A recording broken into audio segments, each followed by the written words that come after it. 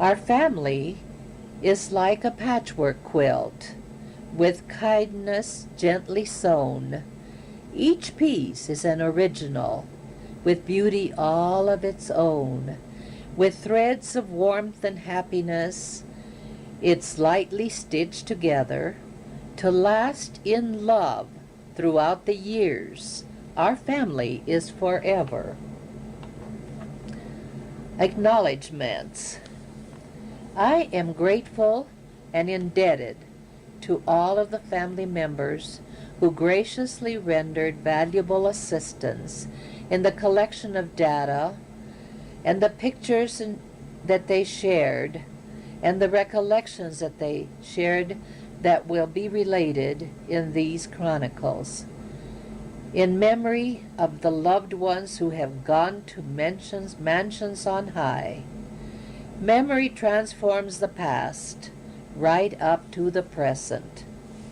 I wish to express appreciation to my husband, Ishmael Ortega, who so patiently encouraged me and supported me and helped me research, not only locally, but also took me to Spain to find our roots. To Urslinda, who provided most of the pictures and shared all she knew about her beloved Verdell Ranch history and the siblings. To Lincoln Larrañaga, whose contribution was important, without which information I would not have been able to complete this chronicle. To Eleanor, Lincoln's wife, who also related interesting incidents that Mama shared with her through the years. And of course to Mama, who unwittingly furnished all of my recollections by sharing stories as she recounted them to her friends and neighbors while they were reminiscing in the evening gathered by the fireplace. And guess who was listening? As I quietly played on the sidelines. Yes, I am so thankful to Mama for these memories. Reflections and Recollections of the Larrañaga Legacy by Melita Larrañaga de Ortega. Memory is the scribe of the soul and the fabric of the mind. Aristotle. I wish to dedicate this chronicle to my children, Leroy Alton Ortega, Ronald Keith Ortega, Gregory Alvin Ortega, Patricia Cleo Ortega Husky, and in memory of my grandfather, Manuel Memo Larrañaga.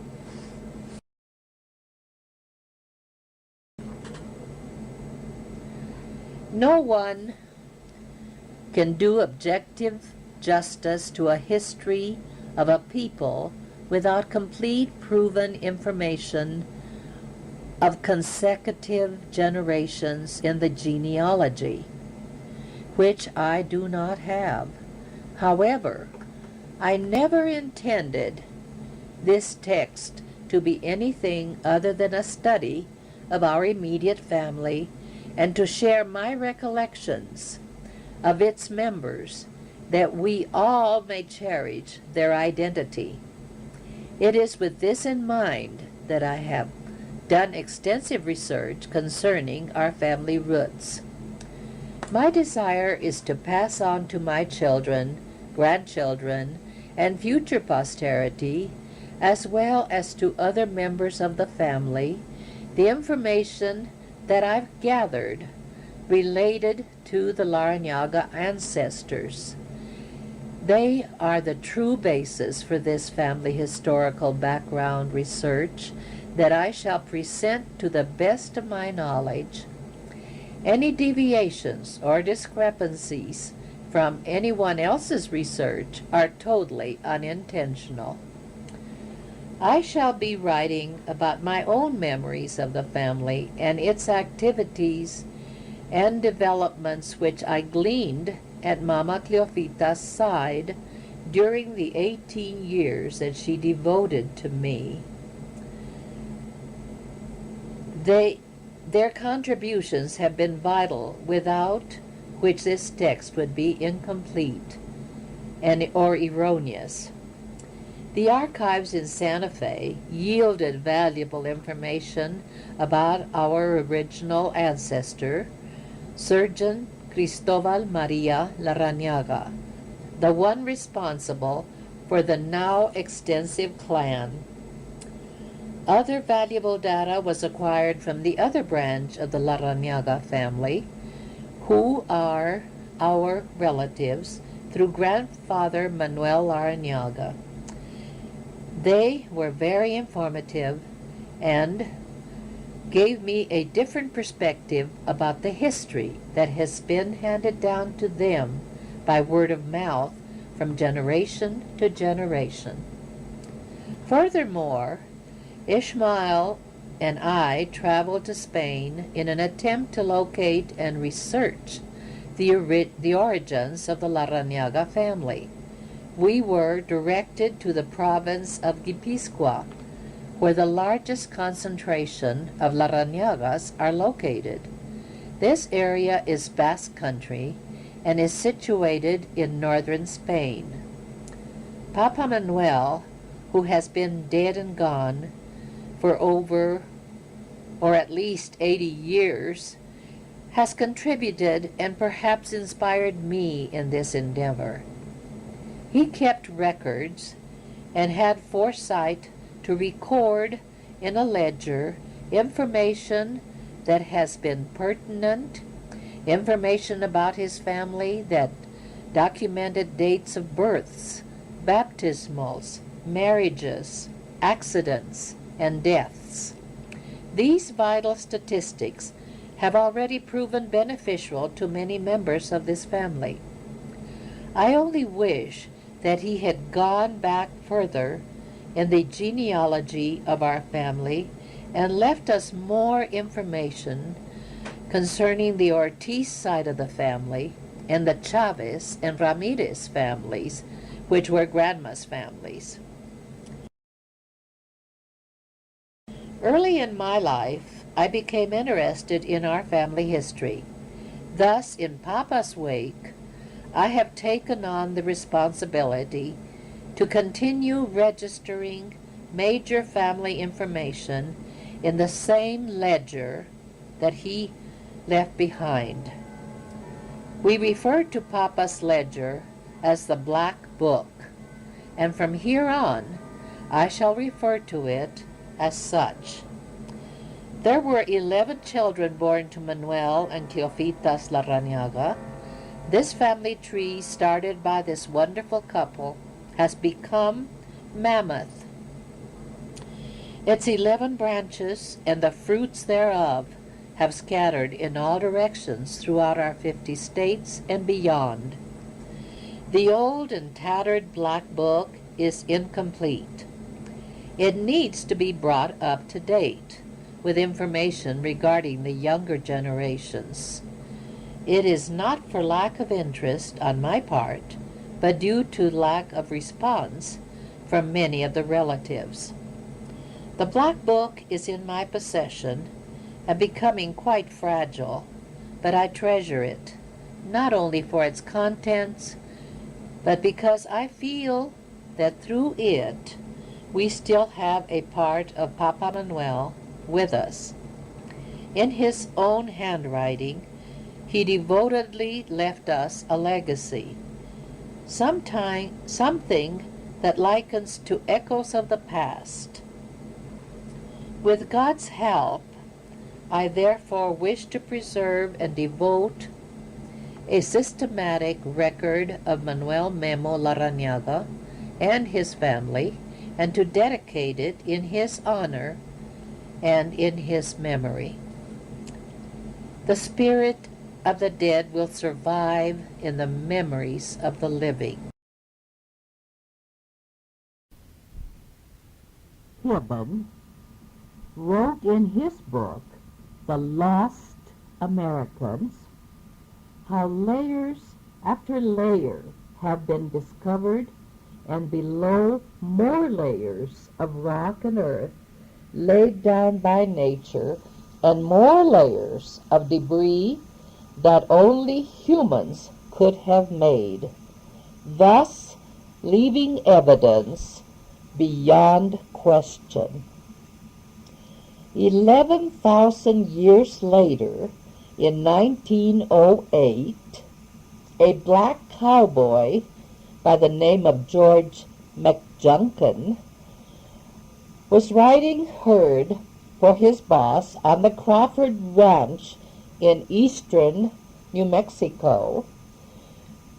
He had been riding in heavy rain for several days, and the area where he was riding had several arroyos, and he noticed in one of the gulches that it seemed to be much deeper than it had been before. And so he decided to dismount and examine an object that seemed to be protruding from the side of the gully. It was a large bone of an animal that he decided was a huge species of bison. He dug it up and carried it home. 19 years after his death, a friend by the name of Carl Schwachheimer, who was a blacksmith and a bone hunter, rode out to the Wild Horse Arroyo, as it was called, and dug around in the gulch, as his friend had told him about so often. There he found a pair of bison ribs and a fluted spear point embedded in them. He realized then that his find meant that man was present at the time the bison was killed, felled by a man-made arrowhead or spear point. News of the blacksmith's find spread to the scientific community. The archaeologists and the anthropologists from all over the United States descended upon the small town of Folsom, New Mexico, the village near the site. Within weeks, the scientists declared that the bison and spear point found at the Folsom site proved that people had been present in North America at least 11,000 years ago, since the giant bison became extinct shortly after that time. A whole new phase of American history was defined by this discovery of George McJunkin and Carl Schwachheim on the Crawford Ranch in New Mexico. In addition to Folsom Man, New Mexico has become home to other ancient finds that date back as far as 12,000 BC. Flint points that resemble those of Ice Age man in Europe were discovered in the Sandia Mountains, north of Albuquerque, New Mexico, in 1936. Points, along with extinct animal species found in Clovis, New Mexico in 1933.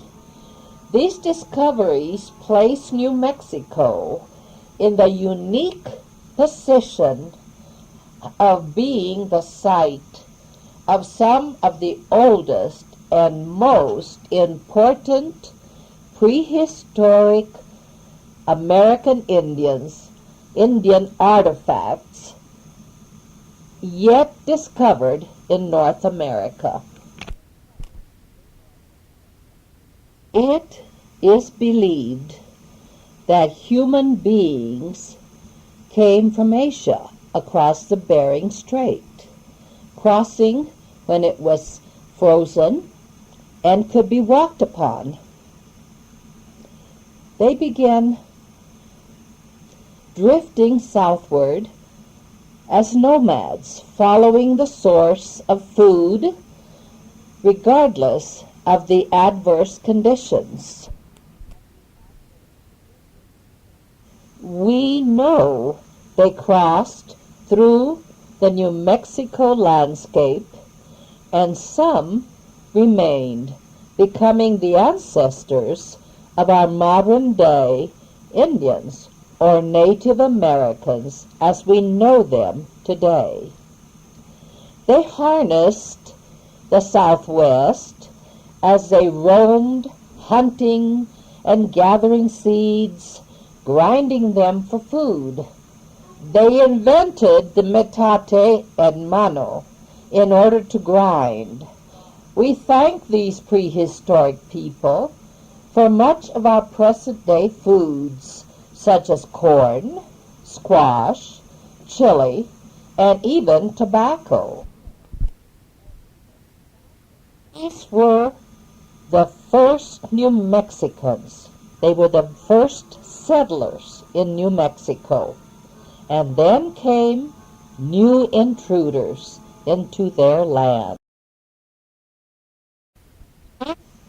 The coming of Columbus and his discovery of what Spain called the New World, and which he claimed for the Spanish crown and for Spain, he had sailed for Chipango and the Indies on July 1492, leaving Spain from the port of Palos de la Frontera in the Gulf of Cadiz. And this I found in Conquistadores by Descala. The caravels that Columbus had contracted were a Portuguese invention. There were 3 caravels named La Pinta, La Niña, and Maria Galante, or Santa Maria as we know it.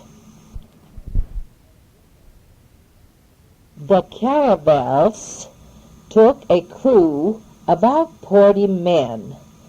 Their speed barely exceeded 5 or 6 knots. They were cargo vessels and normally did not carry passengers, being devoid of any comforts or interfacing, So life on them was hard and at risk constantly. Descola tells us it was a miracle that these ships ever made it, because they were like nutshells that danced at the will of the waves or the winds, and that they were even able to conquer the ocean. The conquistadores had maps and instruments to steer by. They used the compass and the strobel, portoland, and astronomical tables. The compass had been passed to the Spaniards by the Arabs. It consisted of a needle floating on water in a wooden case. The astrobal had been invented by Hipparchus 2 centuries before Christ and perfected by a German named John F. Koingensborough and an astronomer. This instrument they used to plot the position of the stars and their height above the horizon. Again, information from Discola. These sailors also used documents drawn up by geographers and astronomers to locate seaports, which gave approximate pictures of the skies. Such were the technical means available to these brave navigators who with Columbus prepared to cross the dark sea. The pilots who could read and use these means of navigation were very few. According to Discola, Columbus was incapable of explaining to his crew the variations of the compass. Yet the men of his day knew the phenomenon of local declination, the angle made by the magnetic needle with the geographical north under the influence of terrestrial magnetism. Columbus felt that the commander-in-chief of the expedition, or himself, should have a more distinguished caravel than the Nina or Pinta, which did not exceed 100 tons. The ship that Columbus wanted bore the name of Maria Galante.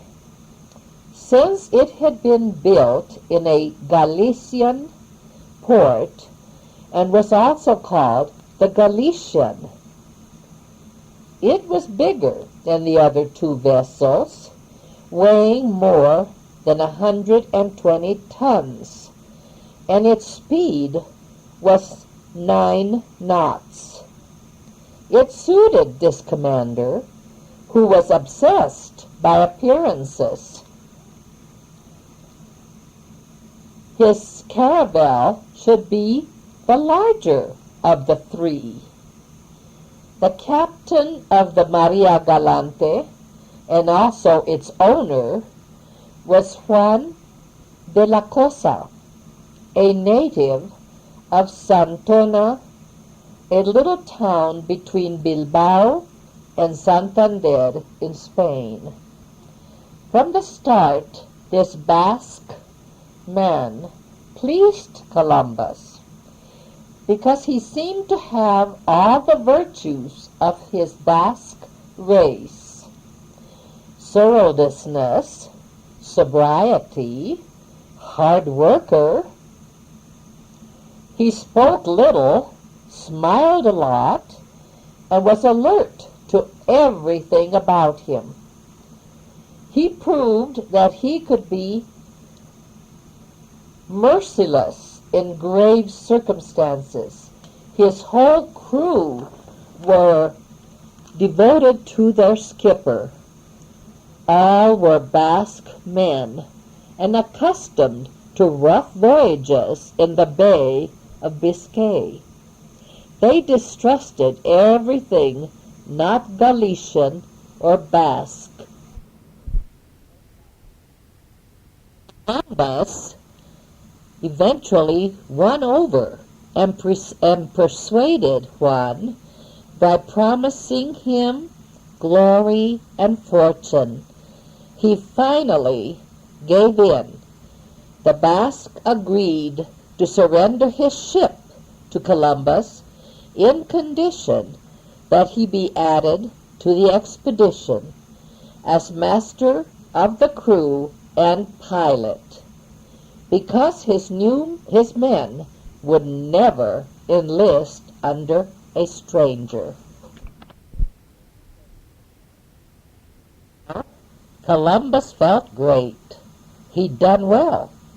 He'd gotten a reliable ship, bigger than the rest, and an experienced pilot and trustworthy crew, all without spending an extra maravedi. Juan refused to discuss money. There would be plenty of time when they returned from Chipango to claim payment of the cost of the expedition from the Catholic monarchs. Columbus was concerned about the name of the ship. Was it a fitting name for the flagship of a Christian fleet? After all, his embassy was also apostolic. So with a few brush strokes, she became the Santa Maria. On August the 2nd of 1492, the vessels were blessed by the prior of La Rabida, who also had held the high mass at the monastery and gave the commander the sacraments.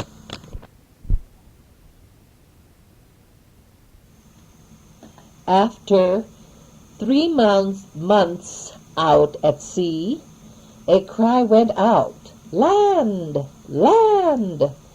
The Pinta, who always led the flotilla, stopped.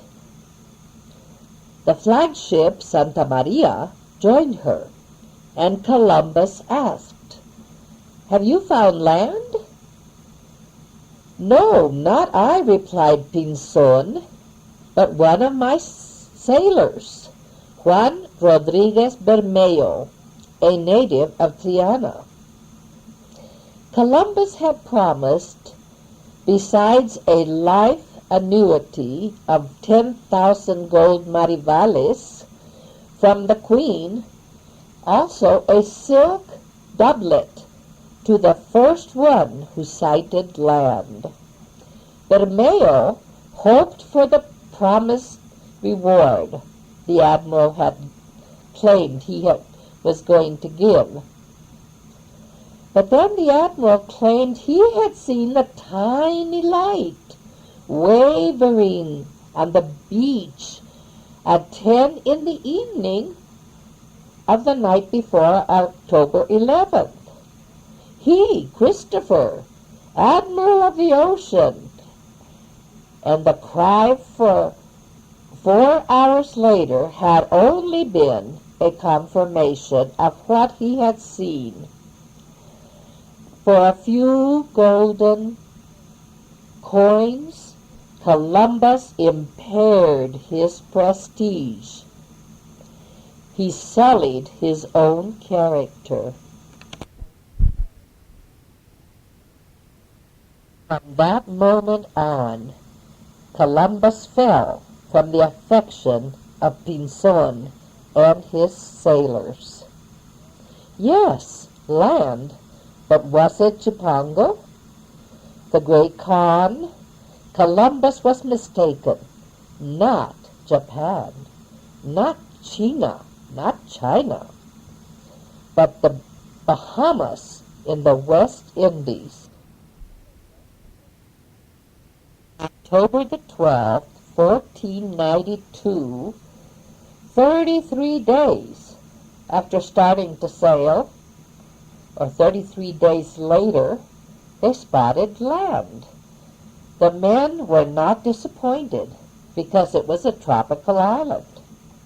Had Columbus followed the 28th parallel, he would have landed somewhere near Florida.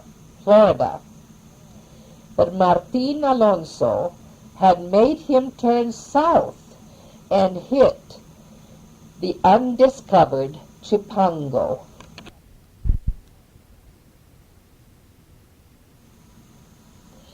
As Columbus and his men prepared for anything that could happen, disembarked, Columbus clutched the banner of Castile and the emblem of Christ nailed to the cross.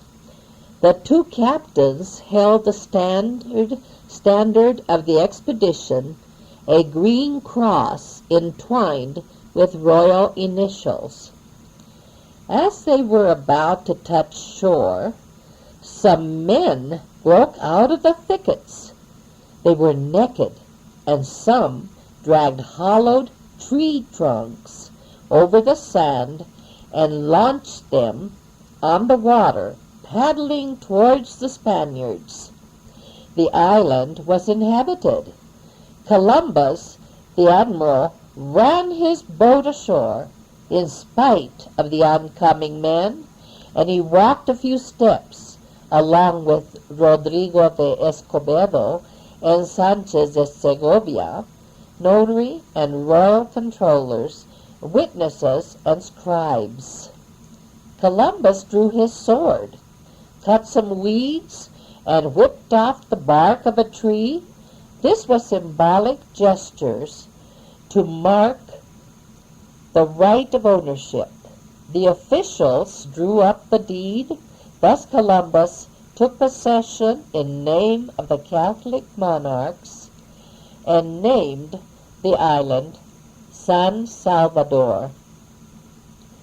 The natives called it Guanahani, later called Watling Island, part of the Bahamas or Lucayas archipelago in the British West Indies. Thus was America discovered. Still, Columbus thought he was in Asia.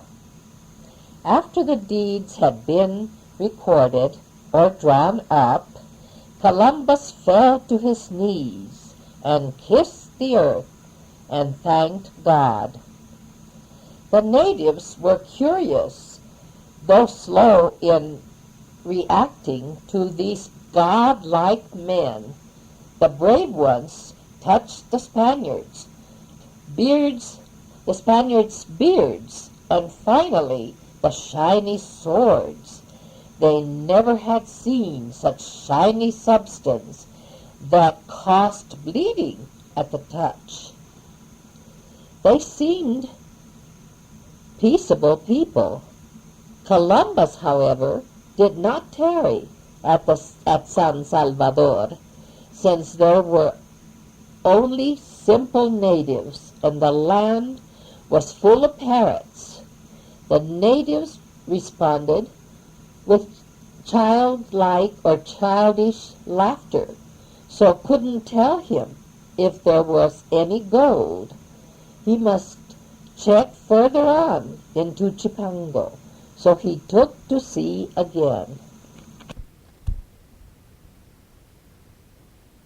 This history continues, however, I will not delve into it any further. We have touched on his voyage and his arrival on the new continent, but will not delve further about him, but will touch on history of the conquistadores in the New World. Many more expeditions were sent after Columbus, which later conquered most of Mexico and began crossing the continent. They did not enter New Mexico in the southwestern part of the continent until 50 years later. Irma Ferguson, in her book called A Pageant of Three Peoples, these conquerors were of the age or the era of knighthood. Therefore, the soldiers wore the armor of the times.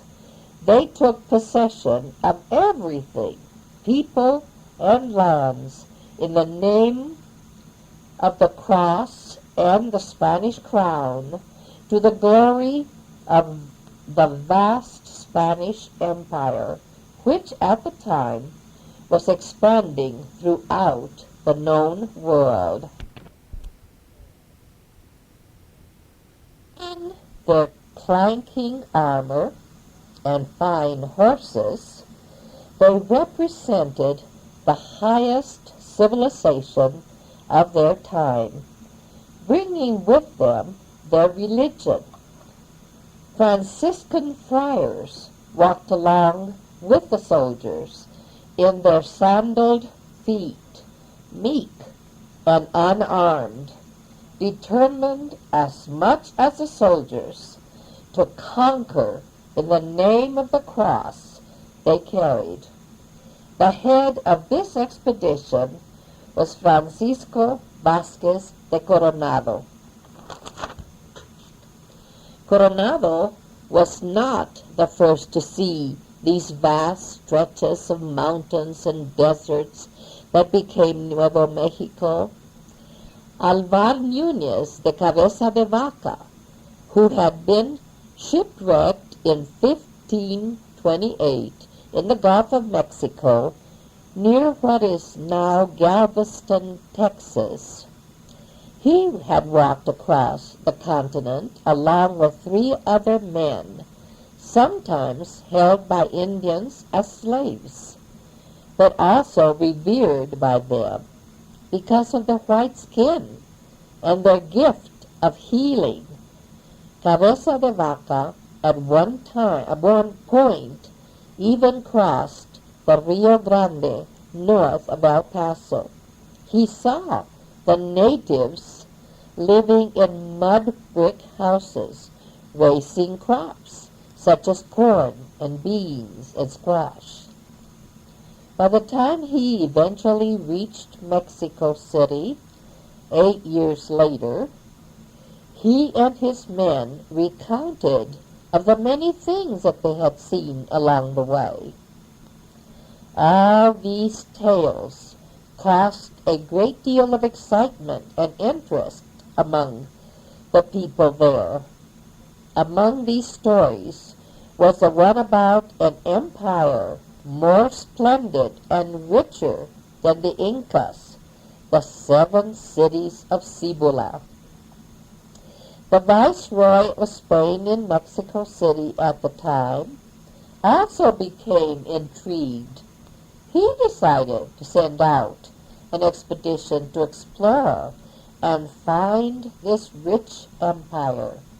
Cabeza de Vaca, however, or his men, were not at all interested in any further exploring. Yet there was one member of his group who could be made to go without being asked or getting his consent, a black slave named Esteban. He proved able to not only know his directions, but had an aptitude of acquiring and quickly learning native cultures as well as their dialects.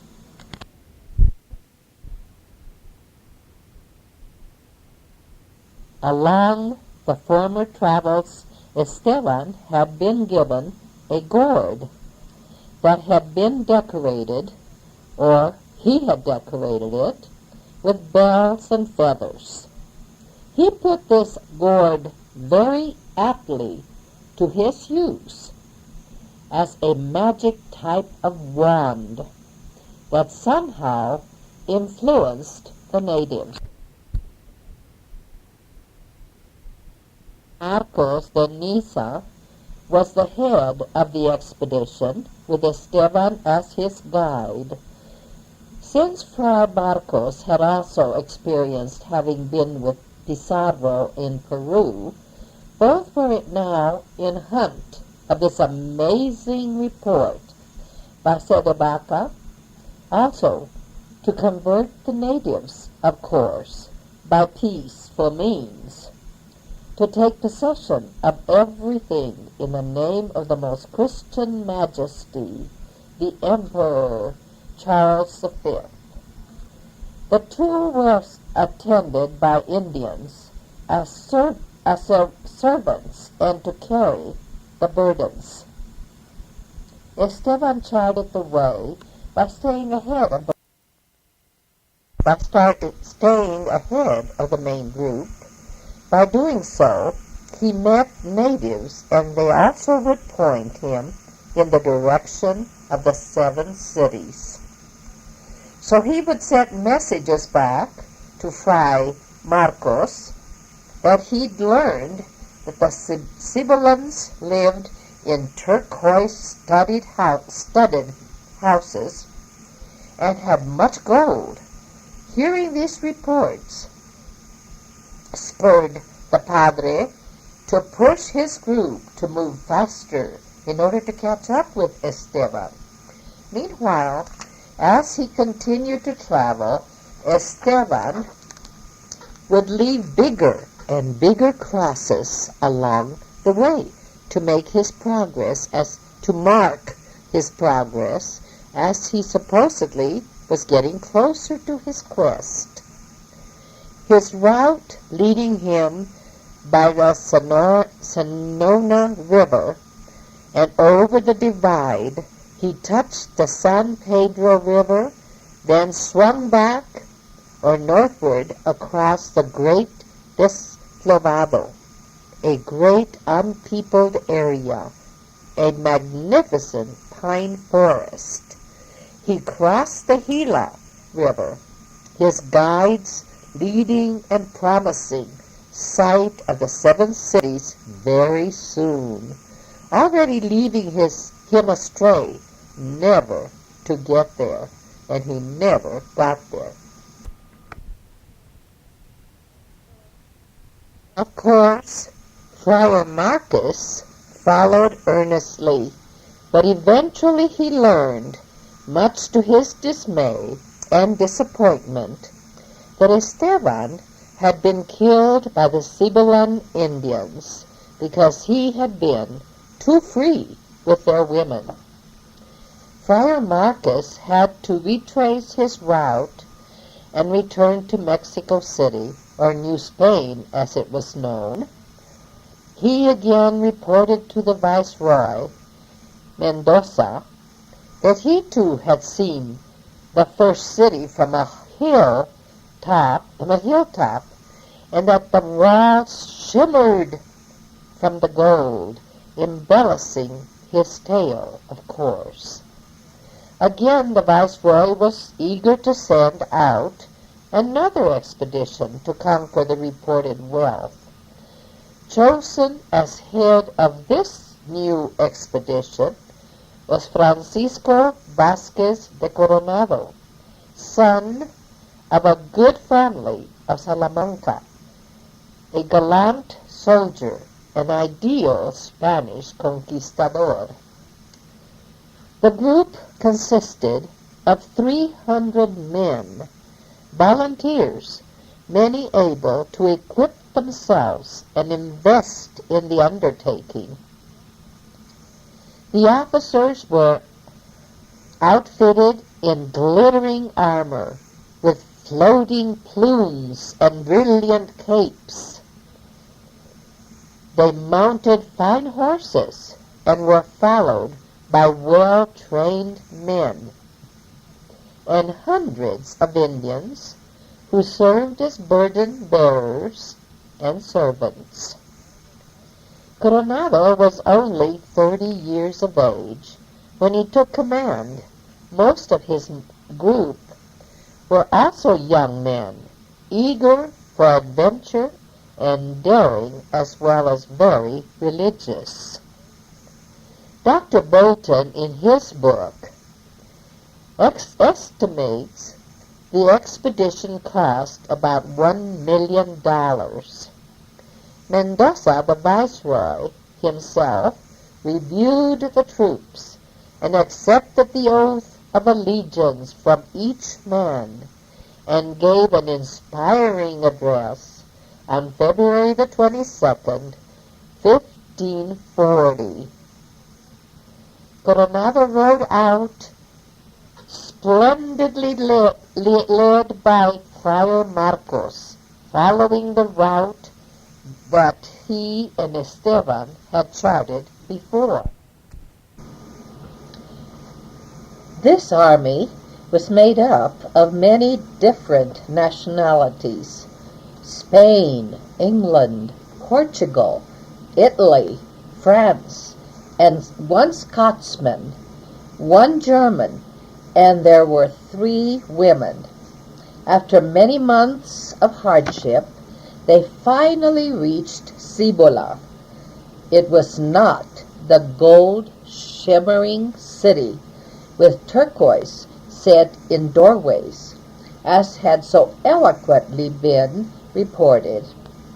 Not even 7 cities, but only a crumbled old pueblo. The soldiers were very angry, and they cursed the poor friar, and at this location Coronado met his first disappointment, as well as fighting his first battle for Spain against New Mexico pueblos. The Cibolans had no intention of surrendering to king and church, despite of Coronado's promises of the king's pardon or the church's grace. Smoke signals went up and summoned many fighting men. The women and children fled and hid in the mountains. No armor or plumed helmets impressed these natives. Their mud terraced houses became their fortresses, and their stones and arrows made it impossible for the horses and the men to get near. Some foot soldiers found footholds and were more able to enter, and the fierce fighting continued. After an hour of bitter fighting, the pueblo was surrounded.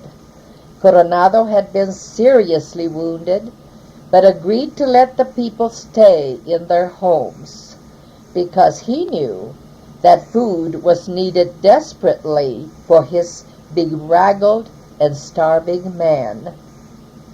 At this point, maize, turkey, and salt were more important than gold, and these natives could provide it.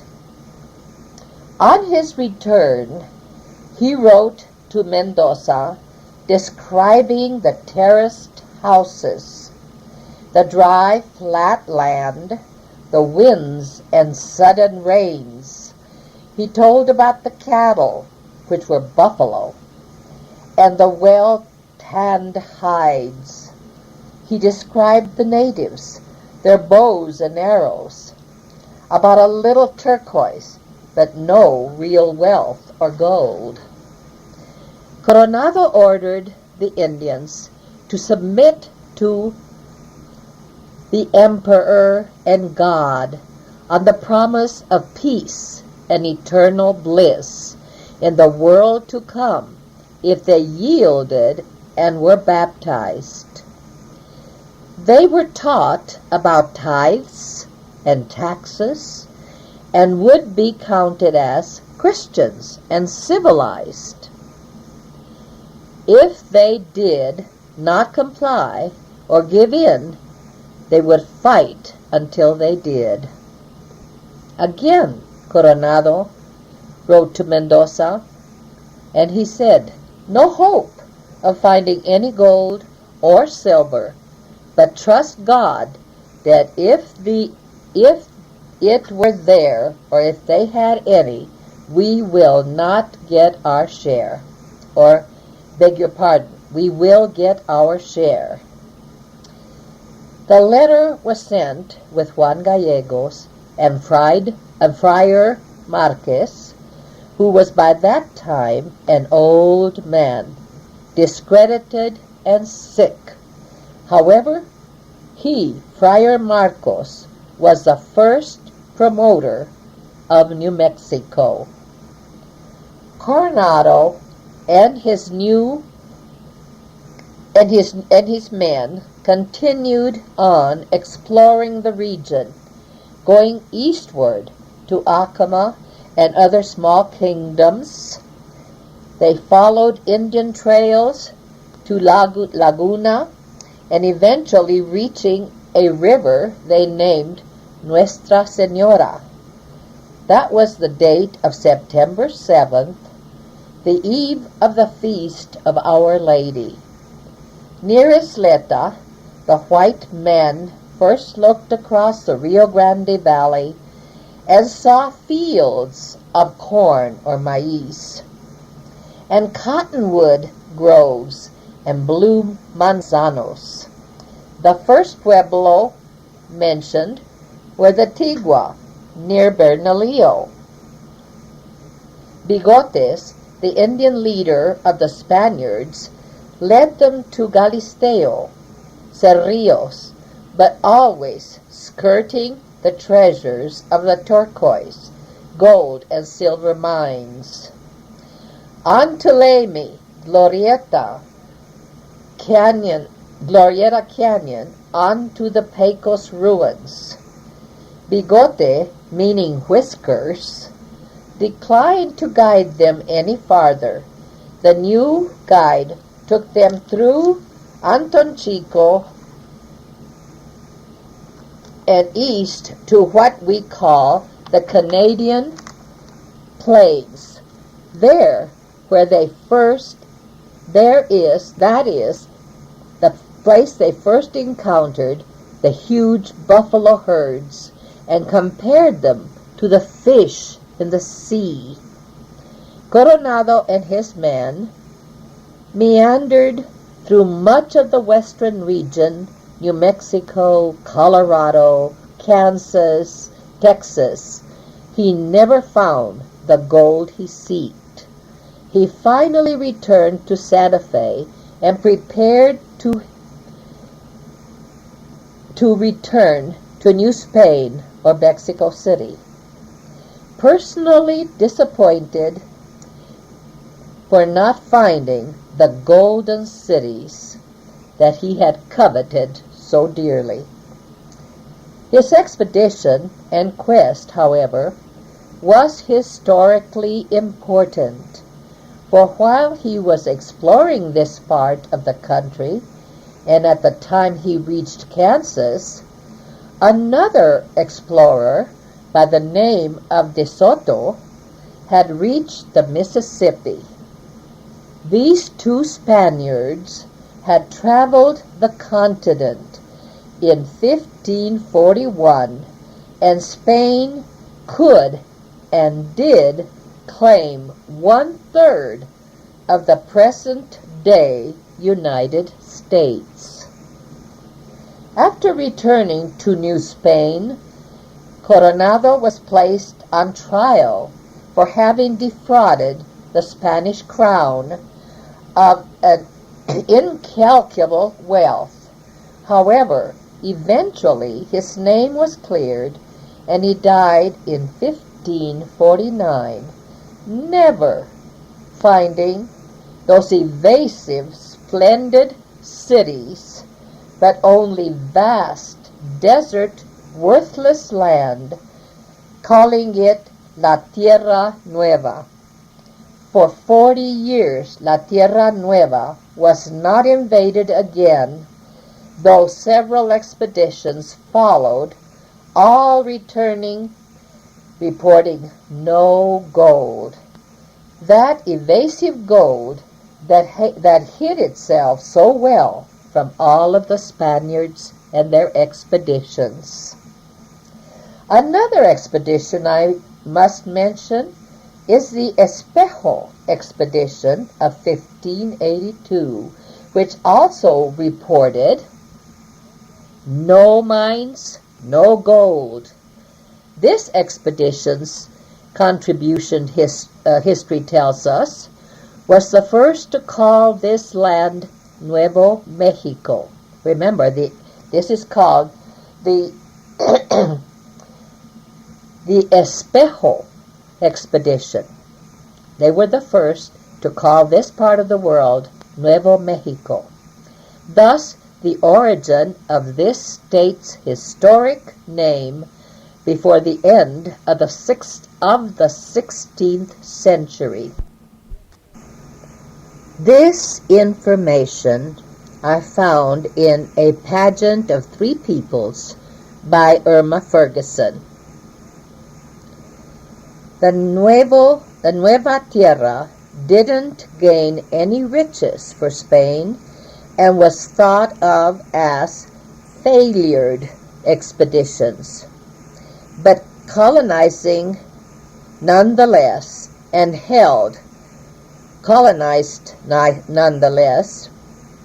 held for church and crown due to its wealth of souls to save. The term America first was used for the territories south of the equator, and much later used for the whole New World, for the world at that time separated from Asia 35 years later after Columbus had died. We have just had a bird's eye view of our country's and state's early discovery, which sets the stage for our understanding of what had occurred before our particular ancestor arrived at his destination, the Presidio de Santa Fe. We still have some reviewing to do to set the stage for the surgeons entering into the picture. There were pioneers or settlers who were settlers left by the various expeditions to colonize, and these were the settlements where the conquistadores and friars used as headquarters.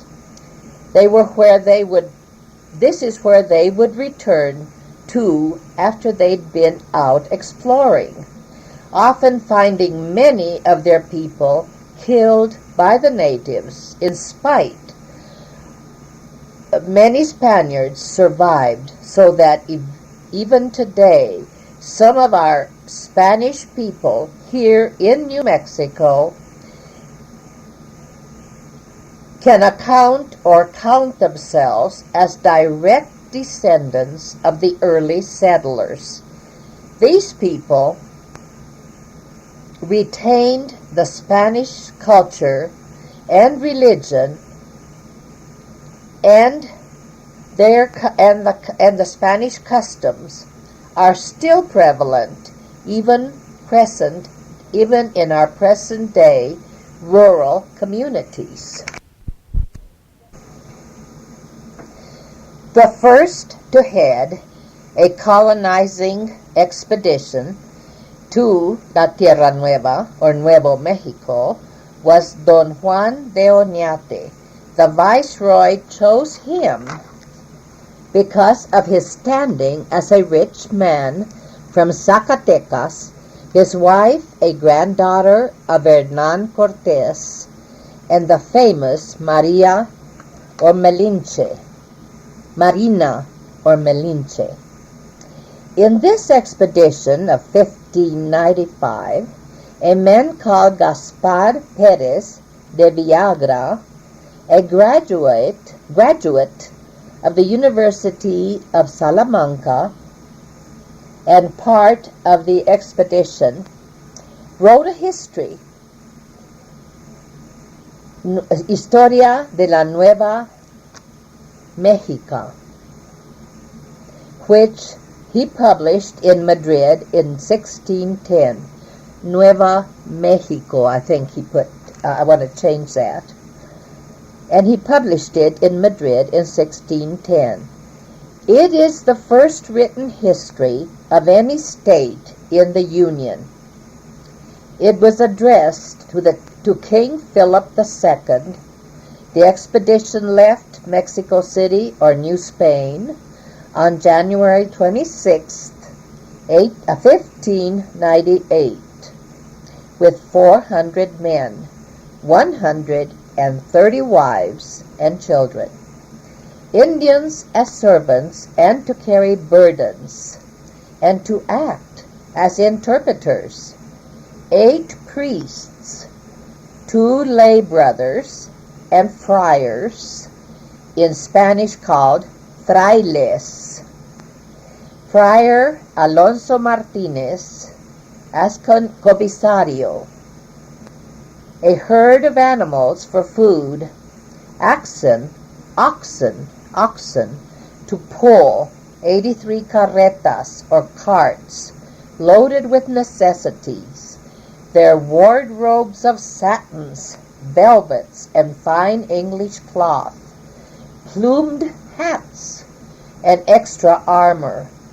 These carretas were frail and caused a great deal of problems because they would get stuck in sand or mud.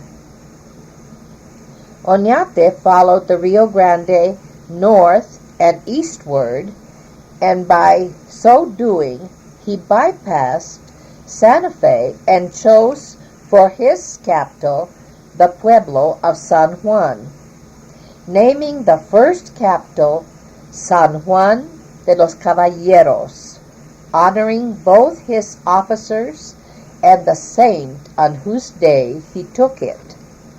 He kept going, reviewing his new dominion.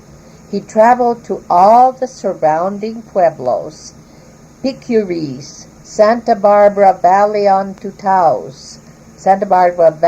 on to Taos, southeast to San Marcos, Galisteo, and on to Pecos. In September, a fiesta was celebrated with Friar Martinez dedicating a chapel he had erected in only 2 weeks. On the 8th day, the governor ordered a holiday to celebrate the occasion.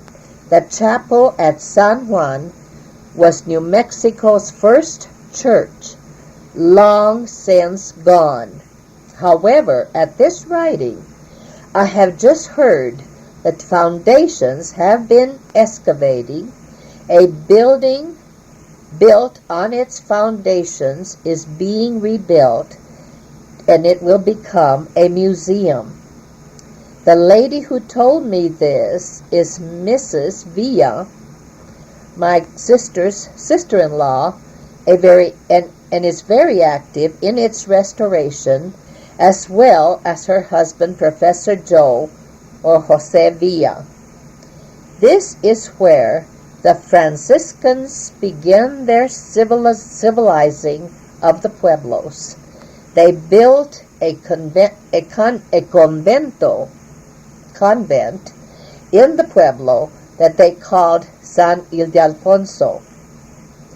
Oñate, however, was more interested in finding mines than on building missions, hoping to find the gold mines that his predecessors had missed. One of the friars, Juan de Montoya, a learned priest, wrote, Nuevo Mexico extended from north to the strait located between Nombres de Dios and Panama, turning west within sight of the continent of China, with a narrow strait of ocean which the geographers locate on maps by guesswork, for we do not know the true facts. He was cautious, but did not doubt that New Mexico was a peninsula extending northward between Newfoundland and China. Oñate was having his troubles also. He had discovered that some 45 captains, tired of the poverty stricken land, were planning to desert. He forgave them at the time, however, soon discovered a second plot. 2 officers were hung, causing more discontentment among the groups. After many interesting but disastrous episodes, the Spaniards had to fight a very harsh battle at Acoma. Viagra's description of the violent and bloody battle had begun with the Indians howling from the summit of their big high bluff that had only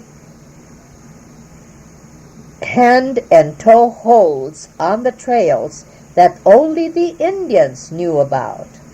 The Spaniards eventually found another trail to the south and gained access to the top. They had to drop a beam to cross a crevasse. They were met on the other side by more natives. Viagra says he leaped the gap to catch the beam and replace it so that the rest of the soldiers were able to also enter the pueblo.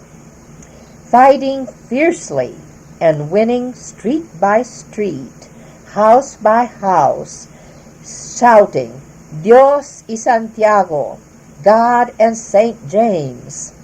Later, some of the Indians claimed to have seen an apparition of Santiago mounted on a white horse and wielding a terrible swift sword. Viagra says that more than 600 Indians had lost their lives. The fighting lasted 3 days of vicious hand-to-hand fighting. Acoma was conquered and destroyed. All this destruction just to punish the Indians for killing one man, Oñate's nephew.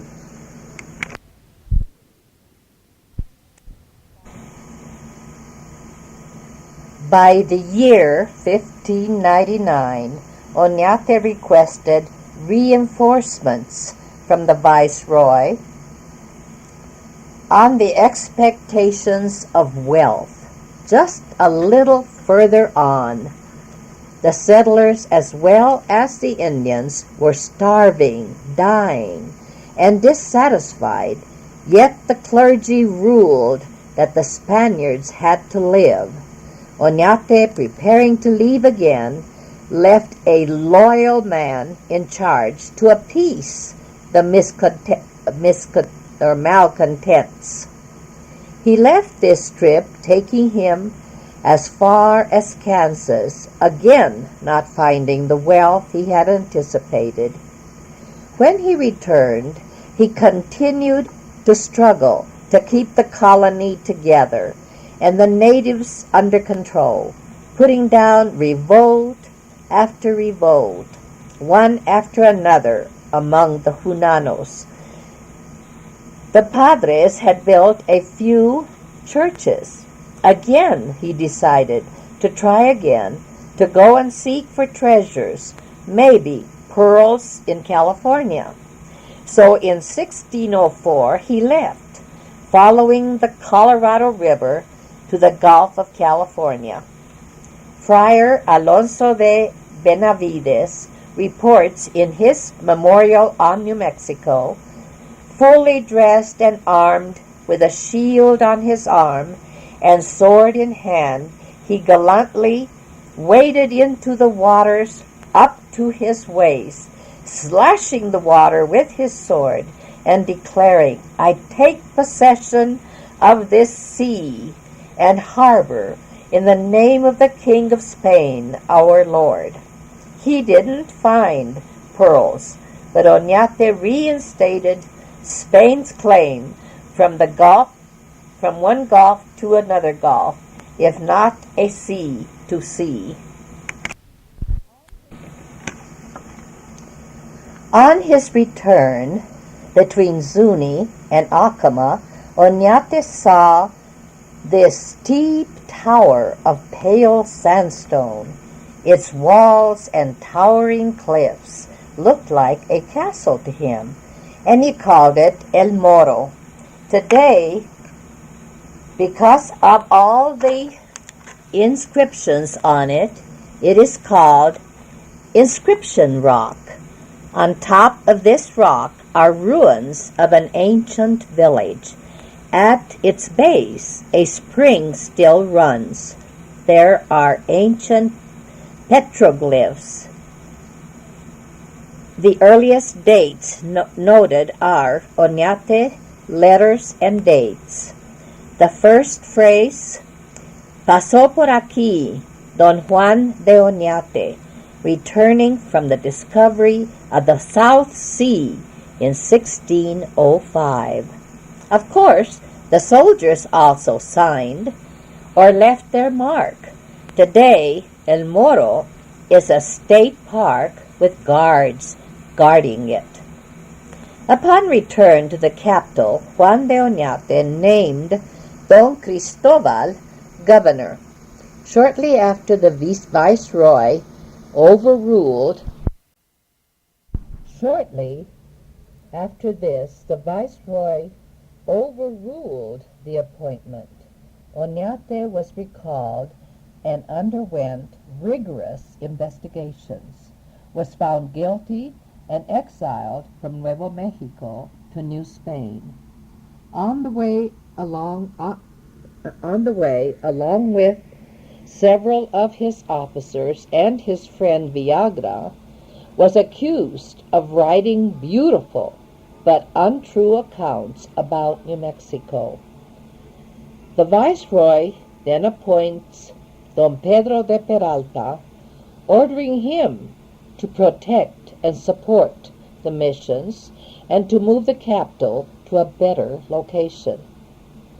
One of his first acts as governor was to move the seat of government and the colonists to the valley of Santa Fe in 1610, thus the date of our present capital's finding.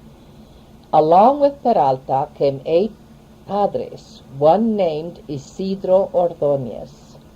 These 2 men, Peralta and Ordóñez, together made most of New Mexico's history for the next century. The century of the missions was first and foremost of importance in the history of the missionaries who at once set out to revive the fading Christianity and to rebuild churches and start new missions. Therefore, New Mexico has had mission work since its inception. These padres were men of great faith and courage. Some were sent alone to work among the natives, having not only to learn their dialects, but to live among them and become a member of their pueblo, to be able to explain the sacraments so they'd learn and accept them.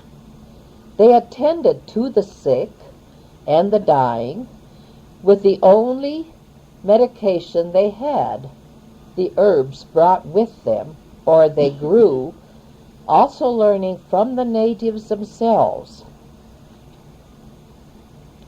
Many of these poor men living very deprived lives, and so many dying as martyrs, never expecting to return to their motherland, thus giving themselves and their all for their kingdom and to God.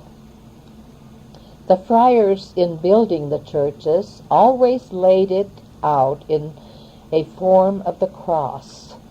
The natives were forced to make the adobes and help build the churches, using the women and the children as laborers. Using the European idea of high windows to light the altars, also teaching carpentry and carving of the design and the scrolls. using colored earth to paint the walls. They carved statues of the saints from wood and painted them. Today we call men and or women who carved these santos santeros, and they are a rare, talented people. Of course, the work was crude, but with what they had to work with, they added beauty to their chapels,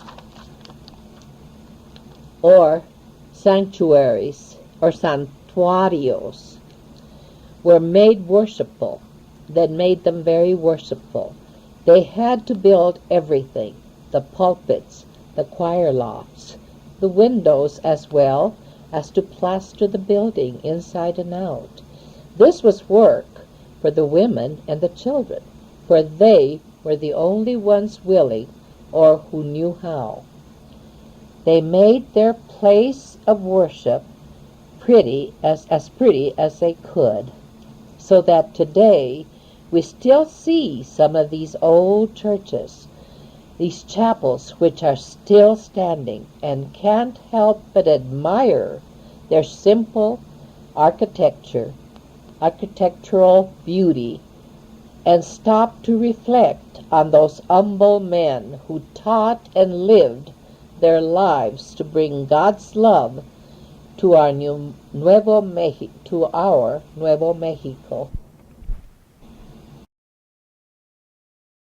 From 1598 until 1601, the settlement was referred to as San Juan Bautista, but later was called San Gabriel del Yunque. San Juan de los Caballeros generally was used to denote the Tiwa Pueblo on the east side of the Rio Grande to which the Indians had moved. The Spanish capital remained at San Gabriel del Yunque until its removal to Santa Fe in the winter of 1609 to 10. Santa Fe had been founded in 1609 or 10 by Don Pedro de Peralta, who was the instigator of moving the capital from its original location at San Gabriel del Yunque. This was in 1610.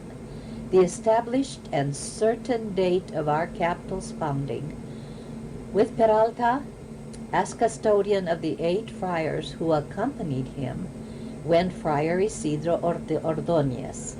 These two, Peralta and Ordóñez, were to make a great deal of history and to set its tone for a century or so. Colonization during this time was very slow because Spanish authorities were more interested in New Mexico because as a northern outpost only.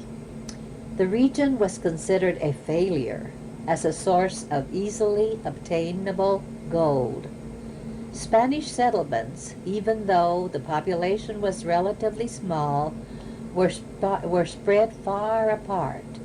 Until 1680, Santa Fe was the only Spanish villa or incorporated town. Santa Cruz de la Cañada, north of Santa Fe, was the second important village, although settlements or haciendas extended from Taos to below Isleta on the Rio Grande.